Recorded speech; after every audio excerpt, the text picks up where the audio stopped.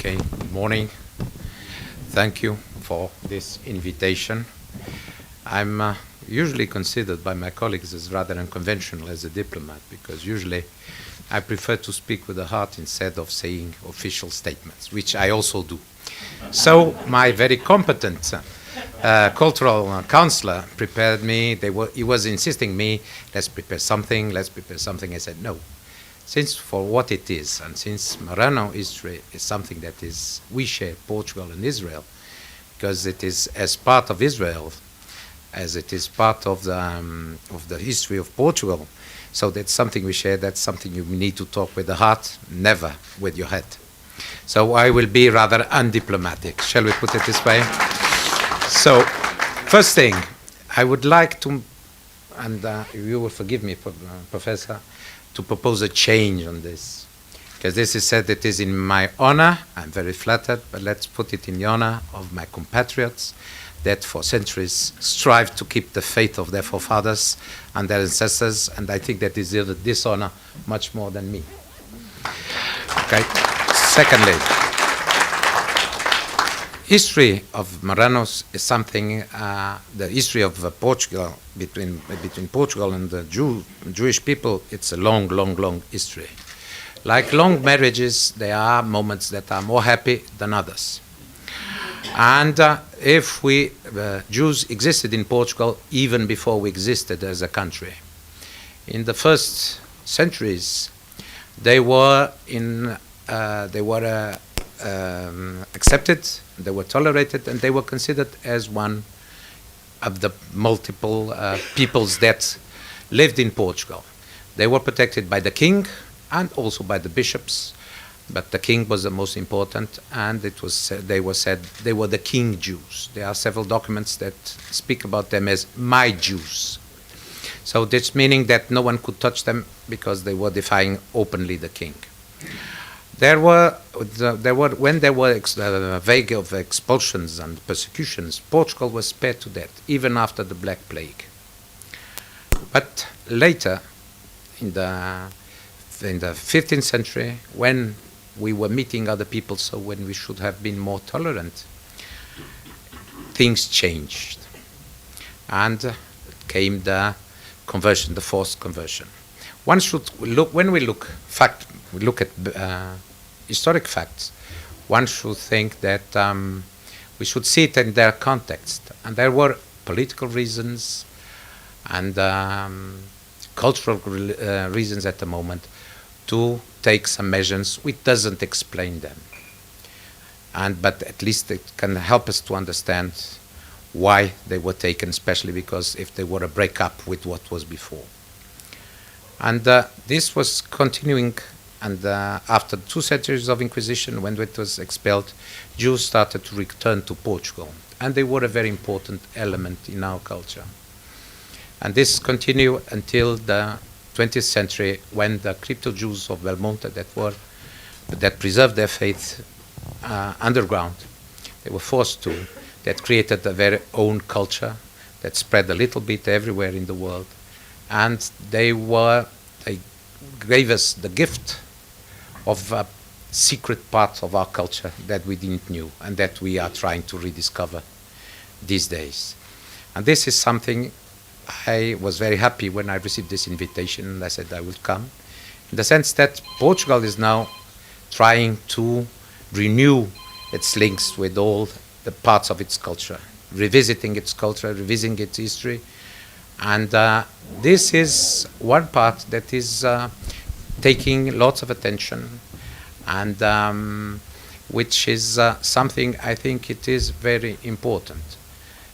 Someone said that, there was a French thinker that said, though one who does not know where he comes from, does not know where he goes, for he does not know where he is.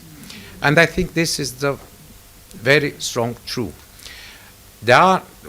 We cannot say there were benefic aspects on the Inquisition or in those periods. But the fact is, after the existence of it was destroyed, the Inquisition, people looked back and saw what tremendous historic error it was for our country. So they started to see things on a different way, and they started to promote and to instill a spirit of tolerance that was existed long before the beginning of our history. And so it started with tolerance. During all the 19th century, you had the returning of Jewish communities that started to exist openly. But there was some areas where they were, and quite fairly, we must admit, they were afraid to come to the light. After the Republic, which is in 1910, there was the leveling of all religions at the same. According to the Constitution, none was more important. So then all the last discriminatory, there was in the 19th century, there was only a discriminatory rule, which was that the synagogues could not have an open door to the street. That was the only concession that was given to the Catholic Church. But after 75, everything, and then it was the period of Salazar, where you could not discuss the glory, you could not stain the glories of the Golden Age. After the revolution, things changed, and you put everything into question. And this was also another aspect. And you saw people starting to assume and be very curious about their Jewish heritage, which is important in Portugal.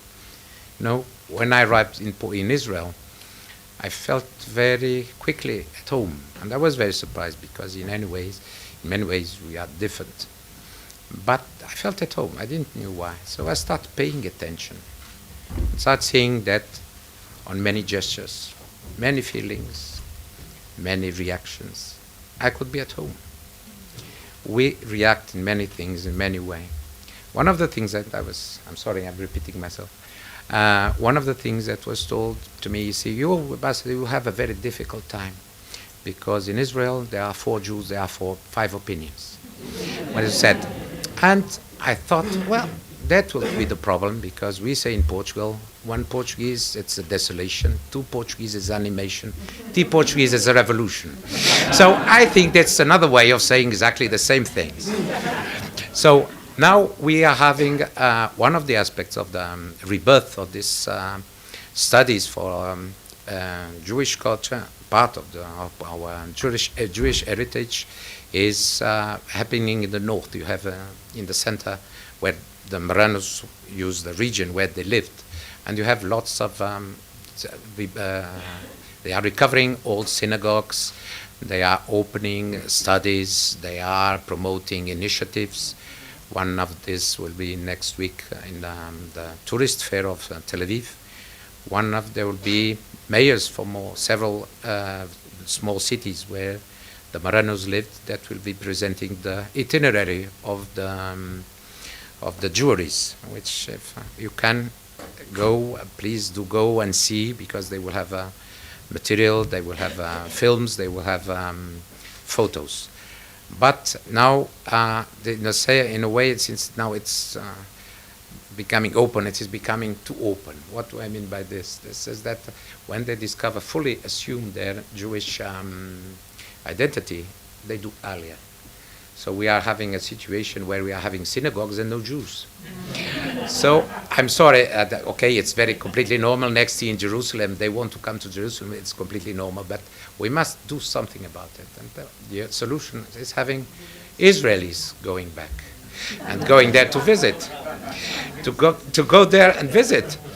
But it is important also to go and visit because today in Portugal, I think there is a respect for different religions, for different opinions and all that. But that is something, it is a status. It is, in fact, if you read the book by Avram Milgram from Yad Vashem, he says that in the 20s, there were no anti-Semitic feelings on the Portuguese society, and which is true. But that is something that could not indulge us too much, or to give us say that everything is safe. No, this is a fight that we always must do, to explain, to show, to demonstrate that tolerance and respect, more than tolerance, respect, because tolerance supposes that there are differences. That respect is the basic rules of a sound society. That is something that will be very useful for the expertise that from this academy going to Portugal also to say and to promote those to have a change of views and present it in the right way. People are curious. If you have a very small Jewish community in Lisbon, and we have several seminars from time to time, several conferences, and they are small, and there are amphitheaters a little bit larger than they are always full, meaning that most of the people are non-Jews, which are curious about their identity, to know more about those things. So I think that this is something that must be encouraged. And that is something I'm trying on my role here, is to put people into contact. Because one of the things that I'm flattered at the same that is very sad when people say, oh, I went to Portugal, I felt at home. That's Israelis that go there and that say, no, you know, I felt at home. So why shouldn't you? It's home. In a way, many of Israelis come from the diaspora. Many of them, many Sephardis, for instance, come from there. And it's going back home.